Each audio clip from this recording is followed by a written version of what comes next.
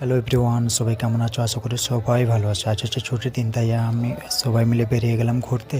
তারপর দেখলাম এখানে কিছু ছেলে ক্রিকেট খেলছে। তারপরে আমাদেরও অটো চলে আসে। তারপরে আমরাও গেলাম বেরিয়ে বাজারে। তো প্রথমে বাজারে নেমে এখানে সবচেয়ে ভালো চাটা ভালো পাওয়া যায়, তাই আমরাও দোকানে পৌঁছে গেলাম। তারপরে মাঙলাম পকোড়া চা। মাঙলাম পর এখানে কিন্তু চাটা খুব ভালো করে, তাই এখানেই আসা হয় চা চাটা খাওয়ার জন্যে। চা খাওয়ার পর একটু কাটিং করানোর ছিল, চুলটা খুব বড় হয়ে গেছিলো, তাই আবার এখান থেকে বেরিয়ে আমি চলে এসলাম এখানে।